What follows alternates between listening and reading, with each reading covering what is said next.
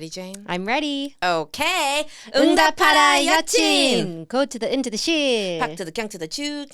Hey. It's good to be back in the space. I know. We're here and there's so much going on. Mm-hmm. But you take it away, Jane. We will get to all of that, but today we have a very special guest in studio. She is Dr. Nellie Tran. She's a professor of psychology. Am I correct in saying that? Yes, counseling and school psychology. Counseling and school psychology in San Diego. So you're in town for a conference and you're a friend of Ellen's. So we're so happy to have you on here and just join us. We're going to just have a really fun time talking about the work you do. And I'm really interested because you are not a therapist, as you've told us many times before in our conversation, but you are a teacher and you kind of tend to approach a lot of conversations and relationships that way. So, Dr. Nellie, if you can just briefly introduce yourself and talk about the work you do, that would be great.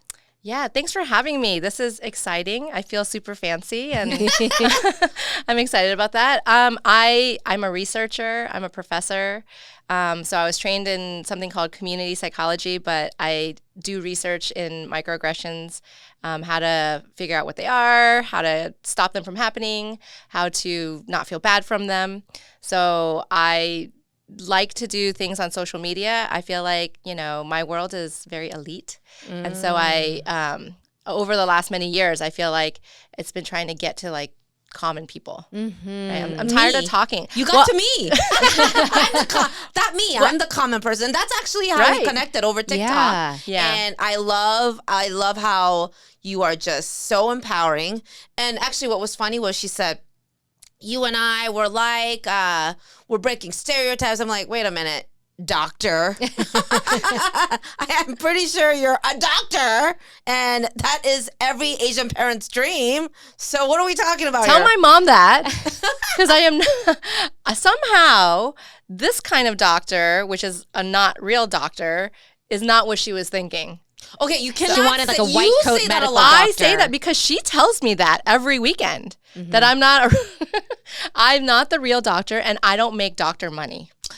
Oof. So that hurts. So Asian mom is still Asian mom. Yeah. Yes. Asian mom is Asian mommy. Still a disappointment. Oh. Even though I have the doctor title. So y'all, don't become a doctor just to prove it to your parents, because apparently that's not what it's really about. What was your PhD on? It was in psychology. So it was in community psychology. And what was because when you get a PhD, you have to have a published a dissertation. Yeah, what was that Yes. on? I'm curious. So funny story. I did a really stupid one. It wasn't that stupid, but the project I really wanted to do was about microaggressions, and microaggressions against Asian Americans. But my advisor at the time was not into it. What year was this? Yeah, what year? I'm curious. You and I were asking. So this was I started trying to do that project in 2008. Okay, so it had just started. Ahead of your time. Yes, it was one of the big resurgence happened in like 2007. Yeah. So then this was real early. At the time, she was very slow to, come on board. White? Yes. Mm-hmm. Yes, and complicated because she's Jewish refugee from former Soviet Union. So there was a complicated relationship there. I wrote about it. Wow. Because I have a rule that I don't keep white people's secrets. So our game is publishing. I love that. I've written about all this, so y'all can Google it and find it. It's fine. But my dissertation, I had two white colleagues who were like looking after me, and they sat me down at lunch one day and they told me, we think you should change your dissertation topic because we see all the signs that like you're going to get pushed out of the program. Wow. And I had seen this happen to other people of color in my program. So I was scared. So I did. I consulted with the Asian American Resource Center, with colleagues outside my department, and professors. And they said they saw it too. Wow. And they were actually trying to protect you. They tried to protect me. And there were some incidences that happened, but I'll always remember the day when the director of the Asian American Resource Center at University of Illinois Chicago sat down and cried, and she said like that she knew that I was going to do big things, and that if I couldn't get to the degree, and that she felt like people were getting in the way, that my career would be ruined. So her advice to me was to do what I needed to do to get through to the PhD. Wow. And now it's been 14 years since Yeah. then. And I never published my dissertation, which is a sign that something is good, right? Because I thought it was fine. It was about Asian Americans, and if Asian Americans are racially colorblind, like they don't see race, how that causes harm. You know, which makes sense. Yeah. Right? Yeah. Yeah. Because then anytime racism happens to you, you don't have a fallback. You can't say, well, yeah, you're racist and there's racism, so that's not about me. So Actually, instead, that is and then we're taught in our culture to like just put our heads down and work hard. yeah. So then Right. when racism happens to you, right, you're just like, oh shit, what did I do? So Right. you internalize it. That's Yes. how, those are like early days of like internalized racism stuff. You never think of it in that. Well, when I say that, it took me a long time because I think it was so internalized. It took me a long time to bring race into it because I always thought it's me. You do better. Personally. Yeah. Do better. If you just do My better, own it won't merit. happen to you. Right. Yeah. Right. That was what I ended up finding in that project, which is fine, but philosophically I was opposed to it because I felt like, oh, so it's our fault. It's my fault. I'm colorblind. So my work has always been about like, look, I had to adapt to this racist culture. Like it's not my fault. There are kids. I feel like there are kids today who need to be colorblind because it's too dangerous to see race. It's everywhere, right? If you're like the only person of color in a predominantly white school and you see racism, you're gonna like literally die from the inside out because you're surrounded by so much microaggressions and like like overt racism. Yeah. So it's beneficial. And why should I be mad at a kid who's just trying to survive this context? Right? They Wow, don't that's choose so their own school. interesting Yeah. because I just had the way you said that, frame that, made me have like a aha moment because I try to shelter my kids about racism. Even though I talk so much about it on my TikToks, and for me, I saw straight away coming from Korea at 8 and not speaking English, I was like totally fish out of water, and I immediately thought, wow, I'm perceived so differently than, living in Korea where I was in a homogenized culture where I was the standard, right? But for my kids, they are in a predominantly white school, and I don't want them to feel like they're different. To have a chip on their shoulder? Yeah, I don't. Yeah. I want to go as long as I can. They're so sheltered, and I it's so hard to find the line. I get Yeah. it. I mean, you want that privilege that white kids have. Yeah, Yeah. that's totally to not right. to not even think about it. Yeah, I and not don't even want exist. to. Yes, I want Yeah. to. Yes. That's exactly. Oh my god. I get it, but let me give you the other side of the coin. Okay. So I sympathize with that, right? Like because we see the privilege of whiteness and what it means for those kids who don't have to deal with this. But for our kids, because they're not white, Yeah. right? Yeah. We know that the best way for them to be prepared for what we know is a racist culture is preparation for bias, right? I Like know. because I grew up in Southern California. And I grew up in a predominantly, well, I was raised in the city, but then I moved to the suburbs where where there weren't a lot of Asian kids. Well, there were a lot of Asian kids, but not Vietnamese kids. And so we were all kind of different. And I was colorblind. The school taught us to be colorblind. So I Right. didn't see race, right? I really was taught, even though I Right. saw it, I was taught to know. No, it doesn't matter. Yeah. And I know now, and I still fight it all the time. I have a lot of anti-Asian hate in me. And like I remember choosing What does that look schools. like? When I was choosing schools, I was like, I can't go to Okay. UC Irvine Yeah. because that's like the island of Asians. Yeah, yeah. Right? And yeah, like that's I'm like, that's real. not I mean, there's a lot of Asians there, but that doesn't make it bad. But I said it was bad. And like, I didn't make that up. I got that from somewhere, right? I mean, I had that in me as well. I think you and I were in Chicago at the same time. I was there 2008, 2009. But a big reason why I went there versus staying in Southern California in LA to do my graduate studies was you were escaping Asians. precisely that. Wow. Did I you thought it know? would be Did good you for have this me. experience in Chicago? So I went to Chicago for graduate school, and it was the lowest number of Asians I've ever been around at that point.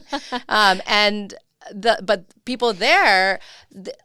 I started doing online dating before online dating was a thing. Yeah. There. So there was no swiping. There was no it was like eHarmony. Yes. Yeah, like it was old school, right? Yes. And people were even dating on Craigslist and like Wow. Oh stuff my and gosh. Yahoo dating. Anyway, so I was, of course, people, especially white men, were real interested in dating me, and everyone kept calling me exotic, which I was. And then I was like, well, what do you mean by that, right? Researcher in me was just like, well, maybe it's not offensive, but they're like, oh, it just means that you're like beautiful, and I was like, oh no. Yeah. Where I come from, California, Southern California, I'm like, I am straight average.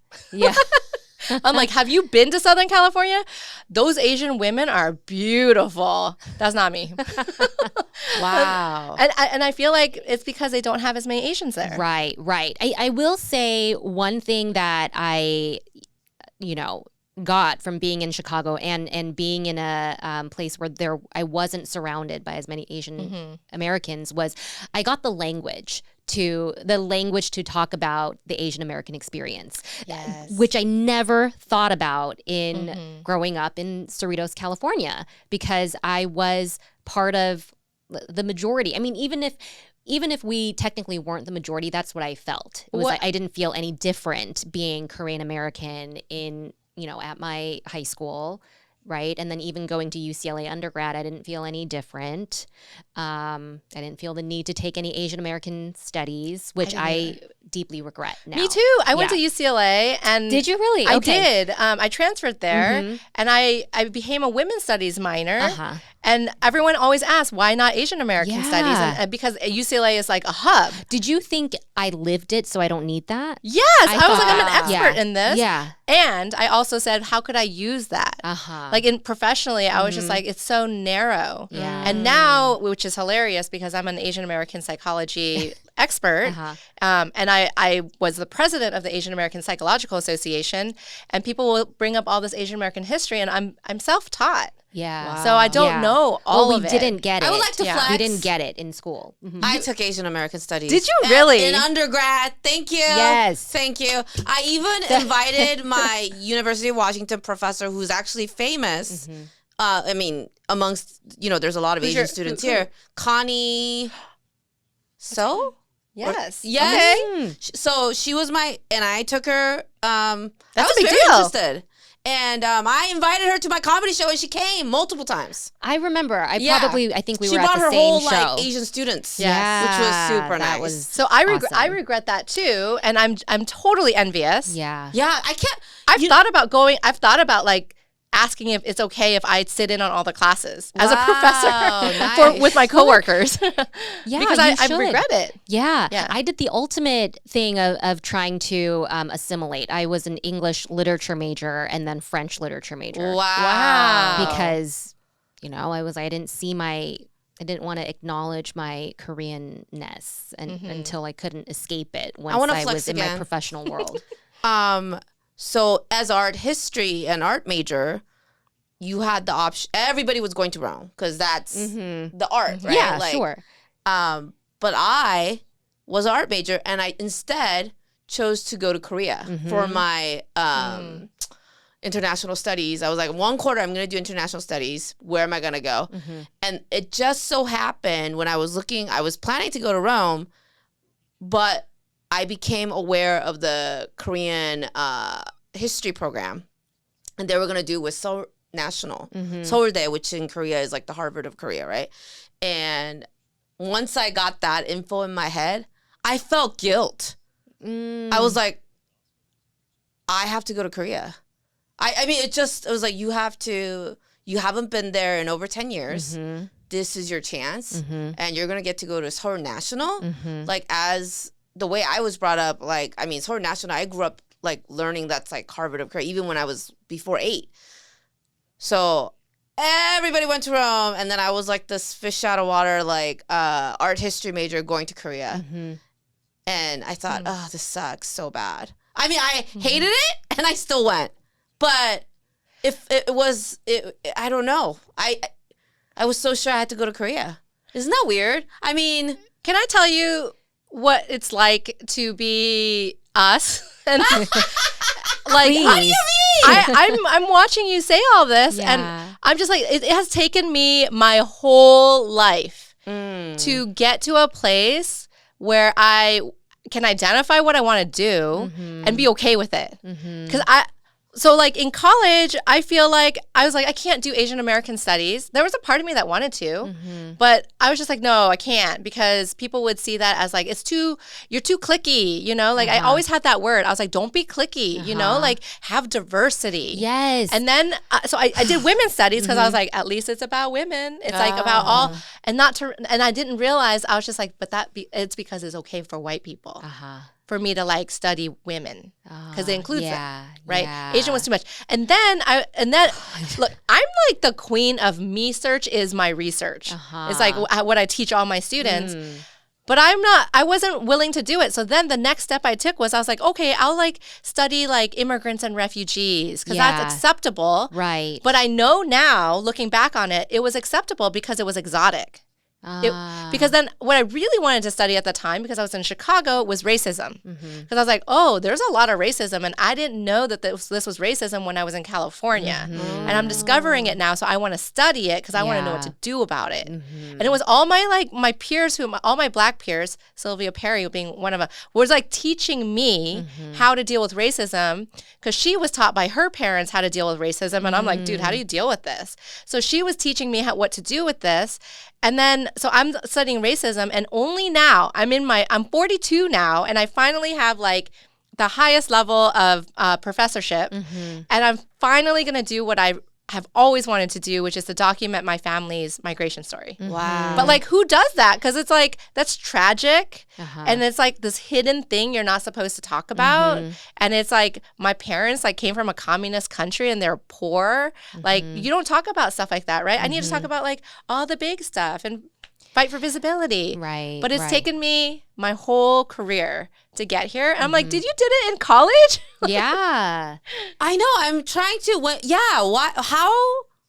I think they're. So yeah, you guys have, I guess, more similar upbringing. Even though we're sitting here all as Asian American women, I think it's because I came from Korea when I was 8, and I think I've said something like this before, but I still feel at times white people still seem so strange to me.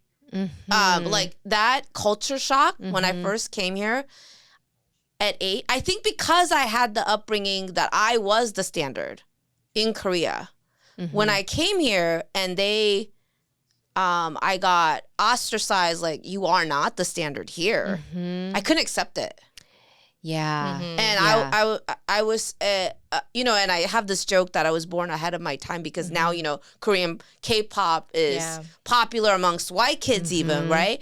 But what frustrated me was I always knew that shit was good. I feel was like always I talk proud. a lot about that and why we, Asian Americans are all in this one category, right?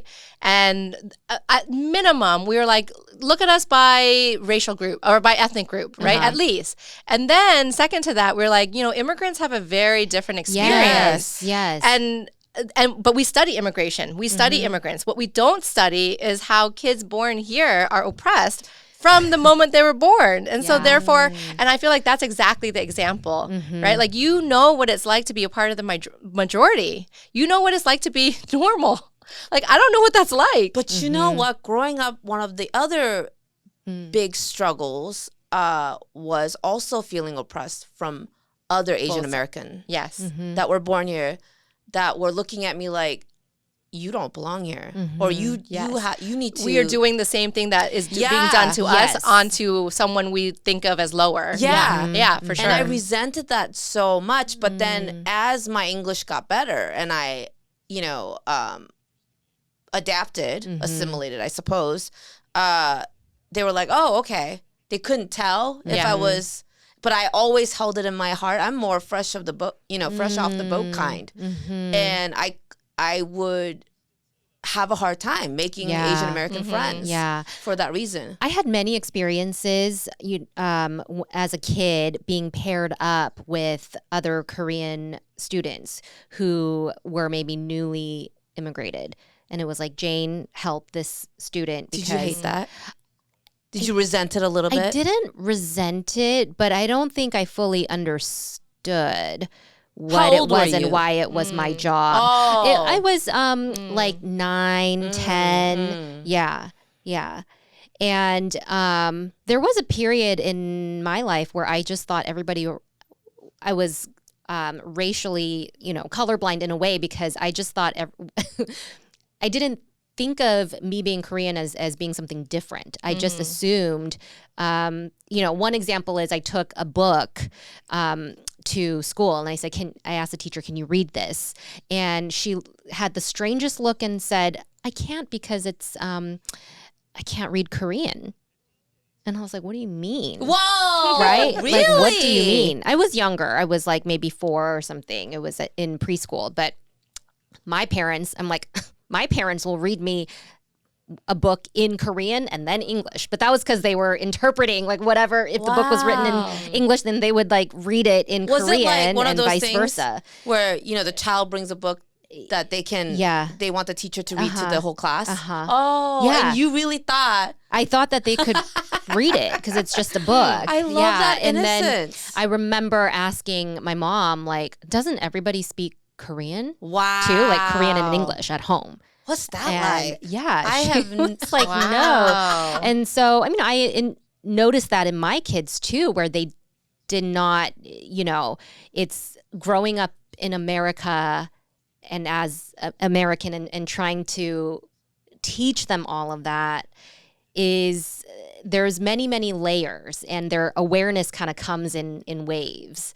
and I think and Ellen and I have talked about this several episodes, but that awareness of being Asian American is kind of like that last layer. Is like, oh, there's like this, because my kids would see like an Asian American teacher, and they would come and say, there's a Korean person working at school. Yes, because that is Asian to them. Yes. Yeah. But yeah, I think that we have our experiences are very varied. Whether it's like your story coming to the States when you're 8. Yeah. And then me always, being born here and then gradually coming into this awareness, making Korean friends. I remember we had teachers in high school who would shame us for being cliquey. Oh, yeah. And I thought that was a wrong thing. It's definitely wrong. Just like you, Nellie, Right. I thought I need to challenge myself and make other friends. But that was hard for me. And it yet was hard you 'cause I never didn't get like have white that kids that are commonality. being told, you're being too cliquey. No, hanging no, with other never, white people. never. They were like the jock clique, or you know what I mean? Yeah, but we were right. always like the Korean girls clique. And I'm like, Yes. hey, we're not all Korean in here, Yes. but we all just do you get have that along. clique now though? Because I feel like I Yeah, have my Asian yeah, clique I now, do. and they're all doctors and they're all professors and psychologists, but I feel no shame about it now. I don't have shame because about it now. I felt so much shame about it for a long time, and Yeah. now I feel like it's such a privilege to know and be comfortable in a space like that, Yeah. and not worried about what white folks think about this, which is what Yeah. I thought was so funny. Like at dinner, when I'm like, white people, and you're like, shh, are there white people around? I'm like, I don't care. Yeah. Because I was like that. I was like, look back. But and I study you were race. Like, I don't care. I to be fair, I get in trouble for that all the time because I feel like, well, I study race. If I want to talk about how my day is going, I have to talk about race, and therefore, because we're in America, that means you have to talk Yeah. about white people. Yeah. And I'm not saying anything bad. I'm literally talking facts. Yeah. Right? Well, we live with that discomfort every day. And then even still, I'm like self-conscious about the Yes. discomfort we're going to cause the Right. white people sitting behind Yes, us. Yes. And they're It's going to very like telling. somehow look back, like look at us differently because we're Yeah. talking about the category of white folks, even if we're experts in it, right? So there's a part of, because I'm reactive, mean, and aggressive, I feel like I am like, so what? And Yeah. then, and then I'm like, I'll do it anyway. And people around me, people of color or white friends will also be like, shh. Yeah. And they will, I'll see them, talk, and white people, like they kind of like they get quiet, and they like kind of like whisper, and they get smaller, and I'm just, and I refuse to do that. That's so interesting. Yeah. Well, we did go out to dinner last night, which was amazing. At a Korean barbecue, So there fun. was us and several other people. What I found, and I told you I'm going to bring this up, was you every time. In fact, you never got quiet and you got louder. I am married to a white man, and let me tell you, it's a lot of work. And I was gonna, one of the first attacks that I get from trolls when I talk about race, is they'll say, "Oh, I bet she's married to a white guy." I'm actually, in fact, married to a Filipino man. But I was asking you, do you ever get that as an attack? Never. It's the oddest thing, because you're right. I would have assumed that people would say that kind of stuff to me, right? Yeah. But I think because I'm a professor and I have I have those stupid letters behind my name and I have a little bit of authority, people are not going to talk smack about my family life, right? But then I am on TikTok. Well, And people what's have not, interesting- I look too young. I think because I look young, people are not making assumptions about my age and like whether I'm married with kids. But because I do, and I feel like because most people would assume based on my values and my work that I'm not married to a white man. So maybe it's not as known thing. But the thing Yes. is, remember that Asian professor that I told you about? Mm-hmm. She is also married to a white man. And that gets brought up a lot. I saw, I can't remember where I saw it. There was an online discussion. Oh, well, Professor Connie is not that credible as an Asian American professor because she's married to a white guy. that is so cruel. So that's why I What was does asking. what does my romantic choice have anything to do with my intelligence? So I'm surprised. You know? Do you think that it's I don't know. I'm not saying but it's so typical. That's It how is. they come for It is. you. You want to? I'll tell you why I'm with him though, because this is actually nobody ever asked me that. Yeah. which is funny. They always want to know about him. So how woke is he? And and I'm just like, why is he the center of the conversation? The conversation should be about me, right? Actually, yeah, I'm not- So I mean, I'll tell you no why offense I'm to with your him. husband. Right? He's fine. But No, I'm he really most is a curious beautiful about man, your We made some very beautiful children, and Of course. and I tell him all the time because I do. He is gorgeous, and so he's just one. I'm like, beauty comes and you can't deny it, right? So he's a very beautiful person. Okay. And physically you're talking physically, about. yes, he's very handsome. So when you first laid your eyes on him, I you was thought, like, that is gorgeous. a good looking. Yeah. That is yes, and I Man. also thought I was like, that is a playboy, not my type. Oh. Right. So and then it turns out he's not, and I was just like, ooh, that's hot. Right. Wow. So and then so I had dated Asian men, of course, right? I've dated men across the spectrum, and the one thing that is important for me is that I'm a very strong woman. I have strong opinions. I'm loud, I'm big, and I'm very ambitious. So I was going to from an early age, I was like, I'm going to do big stuff, right? And so I needed someone who would always be okay with my ambition and my big, goals and my big stuff. Yeah. He has no problems being like, if I'm the breadwinner, he'd be like, cool, when do I get to take off? Yes. That would be my husband too. Right. So he has no problems with right now. So I'm away at a conference.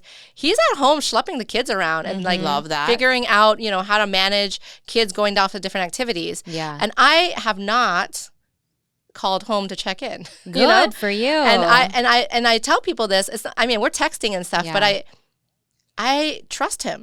Of course. Right? He is a great father, right? So I could not find that in an Asian man or any other racial group at that time in my life. So that was I was so attracted to this person who was like, you're brilliant. Keep going. Yeah. And I don't have a lot of that in my life. Wow. Right? So that's what attracted you. Yes. Now his politics have room for growth. He's not. He's on the right side and everything, but there's room for growth there, and I'm okay with that because he is a person who who is willing to admit and be accountable for where he is. He's thoughtful, and he's willing to work on it, and he's willing to hear my side even if he doesn't agree. Yeah. Those are qualities that I value greatly. Think we all have to do, if we're married to men, there's some work that we all have to do. Yes. Regardless of whether it's an Asian man or a white man or whatever, Yeah. Because I resonate, like my husband is Korean, but, and there's a lot of stuff there too. Growing up in the patriarchy and stuff. Yeah. So I would say there's room for growth for him too, but I resonate with a lot of what you're saying. Yeah. Yeah, you can't, there's no such thing as a perfect person. Right. But I do find it interesting that everyone would assume that someone like me would be married to someone not white. And so then instead of giving me beef or credit or whatever for having married this man, he gets all my credit. The credit. Yeah. He gets my credit. That's interesting. Yeah, which I resent because I'm like, I don't like Santa to exist in my house because I don't want a white man to get credit for what I did. Wow. Yeah. So I'm like, no, you don't get credit for having married me. Wait. Santa, is there no Santa in your house? For Santa, the kids? I mean, Santa exists, but the same way that Wonder Woman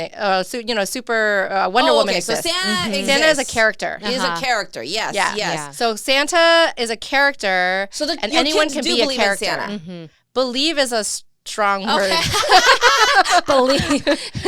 They want Santa to come because they know that there's more presents when Santa comes. Yes. But who Santa? I did teach. My younger one is a little bit young for it, but my oldest has always known from when he was old enough to think about it that Santa is a character that we all are allowed to play. So we came up with this story that Santa is an idea. So then we play Santa and we do adopt a family every year. Sometimes we adopt a family in our network. So spirit of Santa. Yes. And so we are the Santa and we don't talk about being Santa because then it takes away the magic of Christmas I like for that. other people. So we have this idea of Santa and then we don't interfere with other people's beliefs because it takes away the joys of gift giving. That's probably the best way that I've heard it described. Yeah. So That's beautiful. Yeah. And I will say that I came up with this very beautiful way to do it for my children because the idea of Santa deeply traumatized me. Because nobody teaches. So when you come as refugee, right? They taught my parents about like, wash your hands after you go to the bathroom. You have to send your kids to school. You're not allowed to beat them. They teach them all that. But nobody taught them they have to let a white dude take credit for Christmas presents. And then you have to have Christmas presents. So I just did this talk yesterday where I showed a picture of me in a fluffy dress holding Christmas presents in front of a Christmas tree. And my parents knew you do this. So they wanted us to have like the joy of Christmas.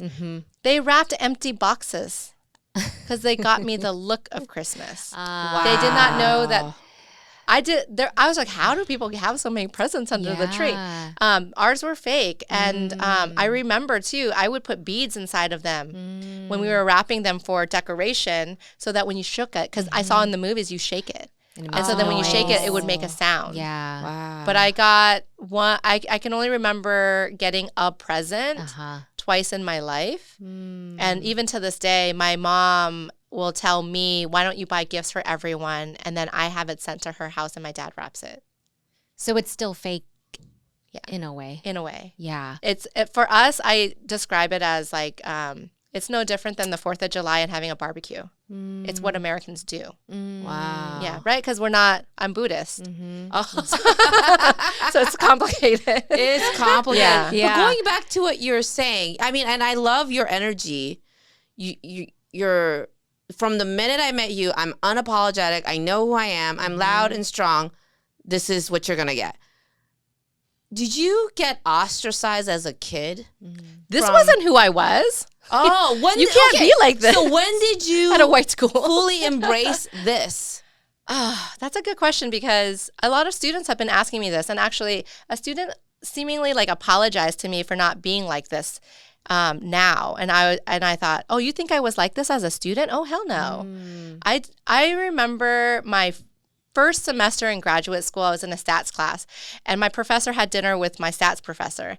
And I was like, oh, how did it go? And she's like, well, I asked her about you. And I was like, cool, what'd she say? She's like, well, next week in class, could you ask a question? And I said, sure, what's that question? Like, I thought I was going to help her. Yeah. I was like, what question do you have? She was like, just ask anything.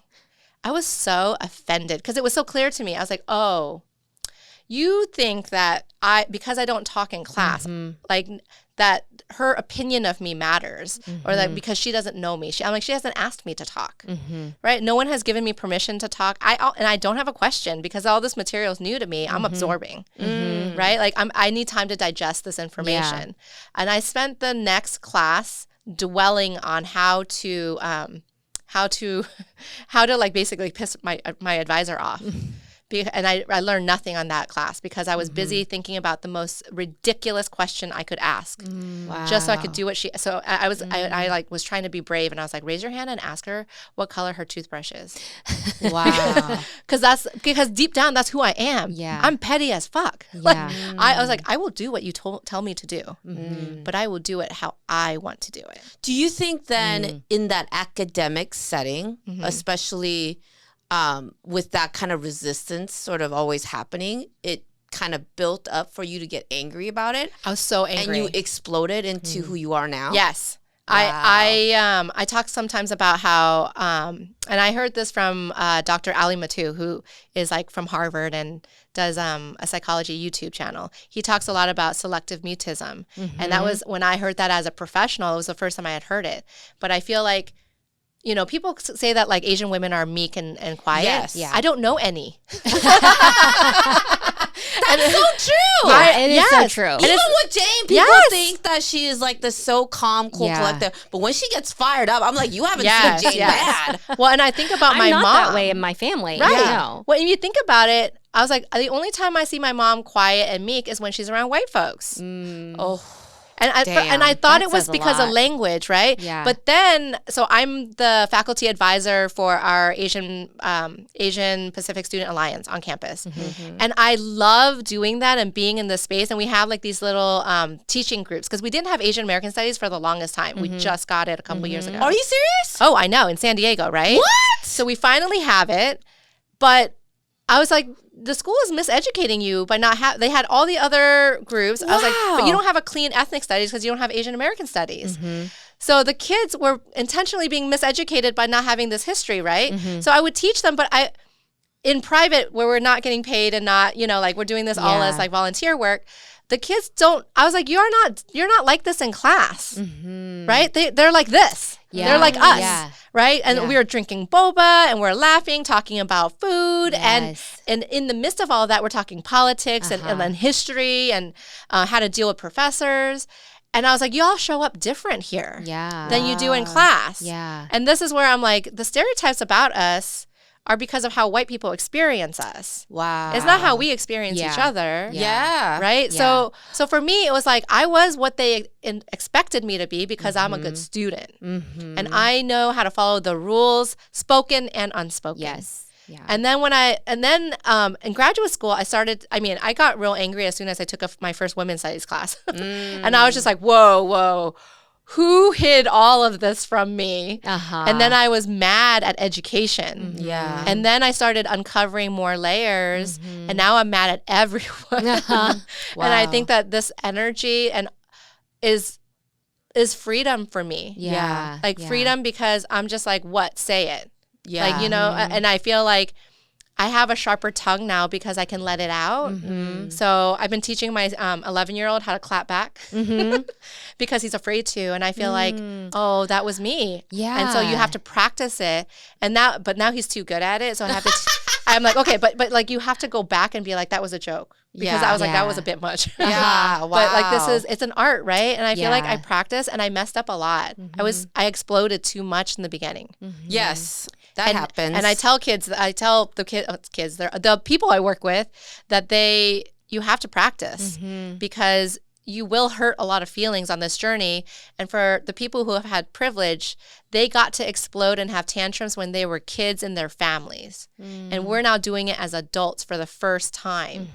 And there are consequences when you do it with an adult, right? And so we have to learn to practice it when we can with people who can allow us to mess up. Yeah. So that then we don't I still do it on occasion. I'm but I can be more intentional now. Yeah. That like when I throw a knife at my white colleagues, I mean it to bleed. Right? And I have had to train my coworkers who are much better at translating, like to not, because in the beginning when you do that, I think coworkers who are friendly and good and still like wanting to please white folks and protect them will be like, oh, what Nellie means is, and I'm like, shut up. Nobody asked for your help. I intentionally, as an adult, made a choice. Bleed, right? You hurt me, I hurt you. Yeah. And that's how I'm just like, so people who say I'm not mean, I'm like, no, I'm mean. And sometimes I feel bad about it and I have to work on it. But I don't think there's anything wrong with that, because when I'm mean to someone, it's probably because I love someone else in the room that they hurt. And so to me, like those things go, like moms are allowed to be mean because they're protecting their children. Yeah. I'm a professional who loves deeply, so I can also and so the other end of the spectrum for me is like, so I can hurt people too. You can Deeply. fight. Yeah. Yeah. And I feel like so for me, I'm balanced, right? Like I think it would be so unbalanced to love so deeply, but never hate so deeply or hurt so deeply. Oh, I love that. Yeah, I love that. I never thought about it like that. Because I feel that way, but I feel so wrong. I feel so much guilt when I get angry. And people paint me as that crazy angry woman. She's always... One of the feedbacks that I get from white people is like, you're such a victim. You're always angry at white people. I'm like, and you get tone policed a lot. all the time. Yeah. All the time. Because you hurt their feelings and they haven't spent a whole lifetime hurting. Yeah. So we are so strong. Like I forget how strong I am after a lifetime of being inflicted with racial pain, right? Yeah. And white folks had a racial reckoning at the start of COVID, right? And all of a sudden, I'm like, dude, you just read the first chapter, right? Like I read the whole book and then wrote a second book. So you don't pretend like you're on my level. Have some respect for what I've been through, right? So I have strength and stability, and in some ways that means that like we should make room for people who are coming up through the ranks. And on the other hand, I'm like, yeah, I was mean to you, but I needed to be. Can you see my pain even when you're hurting too? Because if you can't, then don't be in my circle. Like it needs to be balanced, right? I can see that my truth hurts people, but if they can't see my pain too, then you're still treating like that's inhumane to me. I'm walking away from that. Because I need to be equal, at least, right? Wow, that's deep. And also, the people attacking you are white folks. Like, right. I teach my students all the time because they're like doing research and trying to propel how we think about race, right? I'm like, if you don't get hate from people in positions of power and privilege, then you're replicating the status quo. Yep. You're not doing anything progressive and you're not moving the needle.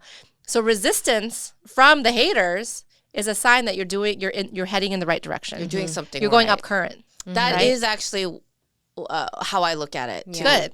Because there are creators, Asian American creators, and you think, wait a minute, your fan base is mostly white, and that should be a red flag.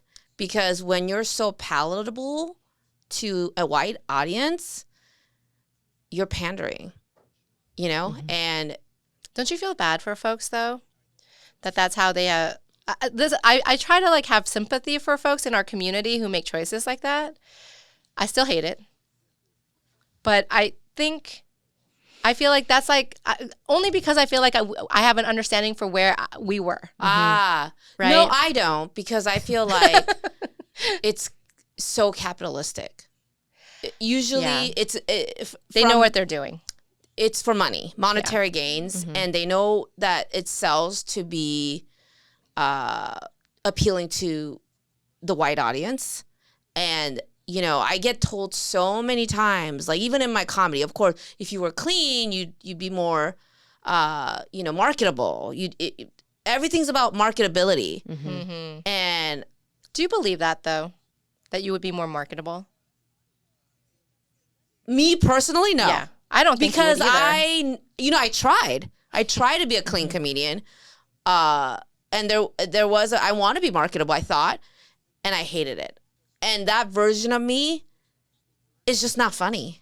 I can understand other people being funny in that clean space because they're still being authentic to who they are. But once you strip that away from me, I recognize, oh, that's not me. Yes. And I'm not willing to change who I am. Yes. To be, and my audience isn't white. I say that in my talk. And this is why I think I've probably stopped growing, actually dropping followers, is I've made it very clear that my audience is not white. And sometimes trolls come on to me. I'm like, that's okay. You're offended because you were never You're not who my I target. speak up for. So it makes sense you'd be mad. Yeah. We're so the same age. We are literally I the know. same age, 42. Because I feel like that's exactly the mentality that I went on. I tried on that like straight professor, don't curse, like use a third person. Like I did all that. And I didn't recognize myself. Exactly. It didn't feel authentic. It actually felt really hard. Yeah. And then It's suffocating. It's so suffocating. The people who came to thank me, I was just like, I don't want to be friends with you. So then as soon as I became more me, and I think doing TikToks actually really helped me to find my voice more and be comfortable with it. My students came. So now it's very clear. I say we and they know who I mean. And I'm okay with white students watching this happen and coming to my talks and things like that. But they should know when I say we, I mean people of color, I mean people who are marginalized. And when you are watching me, it's from an outsider's perspective, right? It's different because as our guest. I'm allowing you to be here to witness something that was not meant for you. So don't fuck it up. And somehow it's so simple not to fuck it up, but they do. Like you're going to get, I'm like, invitation revoked. Period.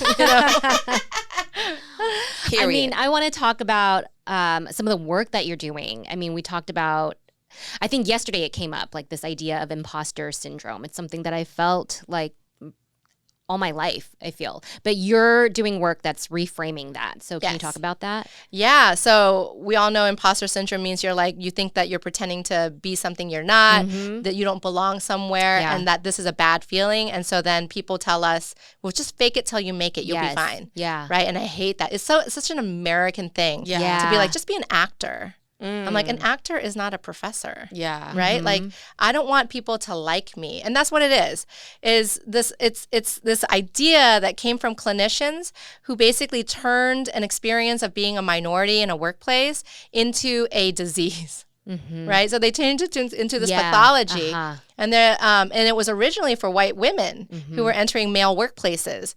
And so they were saying, but these women are successful. How come they don't feel like they belong here? And so I don't know why, no one thought to think about the environment, right? But in a lot of the research with people of color, and we know that, and immigrants are the same way, we know that we live in two worlds, right? Like, I know people think one way of Asians that is not pretty. I also know Asians are pretty, like, we are beautiful human beings with beautiful, rich culture. And so I live in these two worlds where I know I'm the center of my world. I know everything about Asianness is beautiful and not beautiful, right? I will never get that. That will never be at the center. So I have to know both things at the same time. I have to know what's at the center, which is whiteness, and I have to know the margins, which is mine. That's the experience we have, right? Yeah. But imposter syndrome just says I'm trying to get into the middle. It doesn't acknowledge the part that I know I will never get there, and I don't actually want to be them. And so I had this personal experience where people were like, oh, you just have imposter syndrome, so just like get over it and just keep doing the work. And I couldn't think of who I was trying to imposter. And I was like, I don't want to be that white guy. Well, I don't want to be that white guy either. I just want to be myself. Right. I want to be this version of me that I see, but I couldn't imagine it. And everyone I mentor and work with who are people of color, they always say the same thing I said when I first entered the profession, which is they don't do things the way I would do it. I want to get in here so I could do it differently. And a lot of people say that, right? Yeah. So we already knew from an early age that we wanted to be infiltrators. I want to just do what I need to do to get in the door, and then I'm going to change things when I get there. You're going to flip the script. Yeah. Yes. But somewhere in that process, we assimilated. We Yeah. became the thing we didn't want to be Yes. to get ahead. Yeah. Right? And I make this argument that it's the idea, it's actually imposter syndrome that did that. It's that that our role models had their minds colonized by this idea of imposter syndrome. Yeah. And then we all were like flies on the wall, trying to just be quiet, get ahead, and imposter what we thought were like the ways to get ahead. And by the time we got there, we have lost our soul and don't know who we are anymore. Wow. So now I think if there's a way for us to hold on to and have language for, well, I'm not an imposter. I am an infiltrator. Then I know that I have to pay attention to we're all hypervigilant, right? So as minorities, we know we have to like pay attention to the rules around us so that we can be safe. But for whatever reason, we forgot that when we came to work. So now I'm like, no. We have to watch which rules here are real and which rules are not real. I'm only going to follow the real rules. And when I follow the real rules, then when I get ahead, I still know why I came here, and I can still use the power I gained to make the changes I came here to make. Right? So at the end, so I think of it as a spy, right? Like if you're a spy, you know you came here with this goal for your country. But you have to fit in and get ahead. Yeah. And then when I come home at night, I can take off the mask and I remember who I am. And it's that part of remembering who you are. Right. We forget that Yeah, part. we do. Yeah. This is deep. Yeah. This is so many, and people need to follow you. What is the best Yes. way to follow you? So I am on social media. I'm on TikTok as Dr. Nellie. Okay. And then you can find Spell me it out for us. DrNellie. I know it sounds obvious, but I know. Yeah. So Dr. Nellie. I know I had to think about Yeah, I caught you off guard. And then I'm on Instagram as Dr. Nellie Tran, DrNellietran. And then this infiltrator work that you're explaining, you're trying to get a South by Southwest talk. Thank So, you. yeah. Yes. I have a proposal up. So South by Southwest does a panel picking. It's open to the public. And so people can come. I have a 2.5-minute pitch on there. And you can vote for me. Please so that vote I can for get on Dr. the stage. Nellie. Yeah. We'll put Yes. the link on our episode Thank you. description. So thank you so much. I mean, Yeah. this was such an enlightening and entertaining talk, and we're so glad that you came to Seattle and you made time for us. I'm so glad to have met in person and to be here. So thank you so much. This was so much fun. We love you, Dr. Nellie. Love you.